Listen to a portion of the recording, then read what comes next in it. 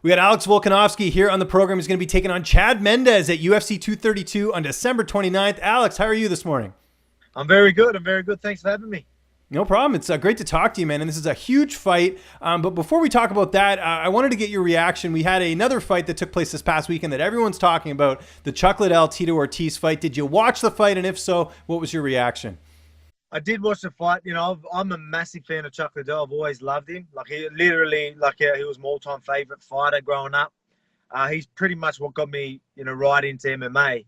So I didn't want to see that fight. Obviously I was going to watch, but I wish it didn't happen because I knew Chuck was just going to get, knocked out, to be honest, just purely on the fact that he hasn't stayed competitive at all. Tito's still sort of training, and I knew he would be a lot faster in there, and I knew he would catch Chuck. So I didn't want to see it, and it's exactly how I thought it would go.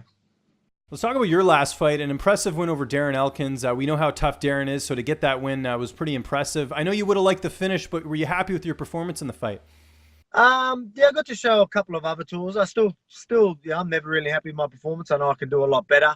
There was still a couple of holes in my game that I've already fixed up. So, but I guess that's all, you learn, don't you? So, so I'm not too fussed. Like I said, I had that rib injury that played on my mind. I wish it didn't. I don't think it would have made that much of a difference. That's why even when it comes to the wrestling and all that, I know he's an all-American wrestler, but I felt so much stronger than him. I felt like I could, if I really wanted, I could have done whatever I wanted with him, but I was too scared to wrestle. I was worried that I was going to do something, I was worried I was going to feel the rib too much. So I played really different. Even when I had him hurt, went to get him to the ground, I was worried about landing on his knees and just little things like that it just sort of threw me off. Even though I felt it, my first right hand I threw, took the wind right out of me. But after that, I didn't really feel it, but just purely had it on my mind. So I made some weird decisions. I'm usually making the right decision at the right time, but that just sort of played in my mind. But I mean, at the same time, it's good to see how composed I can be,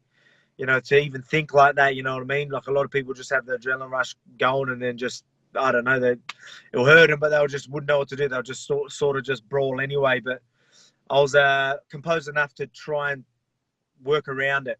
But I really don't think I needed to. So it doesn't matter. Though this time I'm going to have no injuries. I know that. I'm training smarter. I've had a good camp already, and I've still got plenty of time. I just can't wait to go out there and do it. Yeah, and it's a huge fight, and you're actually taking on Darren's teammate, Chad Mendes. But before we talk about that, we have the featherweight title fight coming up between, Max Holloway and Brian Ortega. Were you ever contacted about, potentially being a backup for that? Because, it seems like right now that should be an option for them because you never know with Holloway and his health and everything else. Yeah, no, I'm pretty sure Moicano's a backup one for that one, from what I've seen, and that makes sense. I believe he would be next in line. Look, I'm a realist. I'd love that chance as well, but let me take out Chad first, and then my name will definitely be thrown out there. So, yeah, Moicano will be next. But this fight coming up, it's a great fight. Finally, it's going to happen if it does. But, are we going to see the real Max Holloway, the Max Holloway we've been seeing for the last few years? Because I don't know what's going on. I don't know to detail what's happening there, but he didn't look too healthy, and I guess it's a little bit of a worry. But if it's the same Max Holloway, I think he takes a win. I think it's going to go a decision. I think he's just going to be too much on the feet, footwork, and just sort of beat Ortega up on the feet. Because Ortega, if you try and take him down, he's going to wrap that neck up so quick. But Max Holloway isn't a wrestler, and Ortega doesn't wrestle either. So a lot of people think, the jiu-jitsu, but Ortega, I'll be surprised if he actually starts shooting in that, which won't surprise me, actually. It shouldn't. He should do that, I think, anyway. But Willie, I don't know. I know he likes to stand up and bang as well, but I think that'll be bad for him. How do you feel like you match up against Chad Mendes in this fight? We know his wrestling. We know his knockout power. How do you feel like your skill set matches up against his? Good. It's definitely going to be a good fight because I'm going to cancel out his wrestling. He's going to cancel out my wrestling. If we do get each other down, we're both going to get back up really quick. Both of us got a very similar build, pretty similar style as well. So we're very hard to hold down. So you're going to expect, some stand-up fighting, and that's where I'm comfortable. I'm not going to be worried about the takedown at all. I'm going to be worried about standing it and throwing them shots and picking them shots, and that's where I think I'm going to get him. Not that I don't, a lot of people think it might be me taking it easy, but I think I finish him early purely because, I can't rely on holding them and all this sort of stuff. A lot of times I'm not the type to take a heap of risks out there. So if I can control you on the ground, I can beat you up there, I will. If I know your only chance is to land that lucky punch, I will go there. But with Chad Mendes, it's going to be hard to hold down, so I'm not expecting to do that. If I do, all right. But if not, I'm ready to get back off the clinch, get straight back to work and use them hands. So, and I think he's going to be doing the same. So it's going to be a cracker of a fight. You're going to see the two hobbits go at it, and I can't wait. Who have been some of your main training partners for this camp? Well, I've been in Thailand, so I've got a lot of, you get the Russians and like the Chechens over there, and all of them are just, been wrestling their whole lives, very explosive, similar styles to Chad Mendes. So it was good to get working with them. I even had a mate come down from Sydney. He's short, stocky, really good jiu-jitsu, and is a wrestling base. So it was just good to feel out that. I had a few days with him.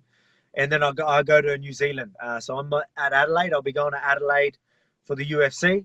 And then I'm going to be going straight to New Zealand from there. So I'm going to be the guys like, Israel Adesanya, Dan Hooker, Kai Kara France, Brad Riddell, so high-level guys like that. But there's a lot of good guys at that gym, even like short, stocky guys my weight as well. So, and they, the stand-up on that side of the world at City Kickboxing is just incredible. So, they're going to definitely sharpen my tools, and mate, I'm going to be more than ready come December 29th. And does the weight cut start already for you for this fight, or does that happen closer to fight time? Nah, man, I'm not. I'm pretty small for this division. Now I'm staying at a pretty good weight. I just like to stay at a decent weight all year round. I used to bloat a lot and get a lot bigger, but now I just try and, after my fights, I'll have a couple of days of eating, and then I'm back to dieting, and I just keep my weight at the same weight. So I'm not that worried about the weight cut. My weight's really good right now, and I'm already where I would be 2 weeks out. So I'm laughing. Who's going to be in your corner for this fight? I'm going to have Joe Lopez. That's actually another thing. I've got it in my contract that I need to mention my head coach 3 times. He always interviews like, oh, you didn't mention me 3 times. It's just a little joke, a little in-house joke. So Joe Lopez. There it is. And Joe Lopez is going to be there. He's my head coach. He's been with me from day one. I'm going to have Brad Riddell from City Kickboxing and Eugene, the head coach of City Kickboxing as well. So they've been that's the corners I've had the last 3 fights. And more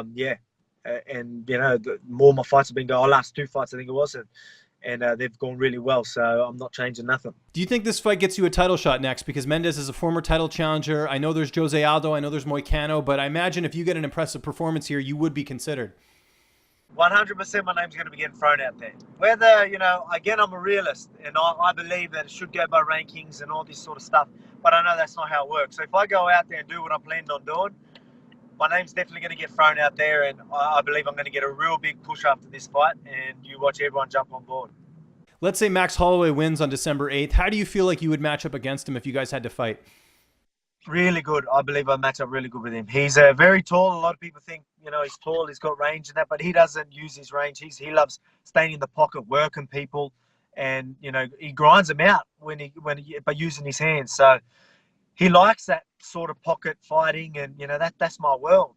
And the fact that I've got the wrestling there, if he wants to be in that close with me, I'm going to have him so worried about that I believe my punches will come as well. So I believe I'm a really bad matchup for Max Holloway. I'm not cocky, but styles make fights. People think that when you're talking about fights like this, you're sort of disrespecting them. I'm not at all. You know what I mean? These guys are guns. I believe that he could beat everyone else in the division, but stylistically, I believe guys like me and Chad would be a very hard fight for him. And let's say Ortega ends up pulling this one off over Holloway. How do you feel like you would match up against him if you guys fought?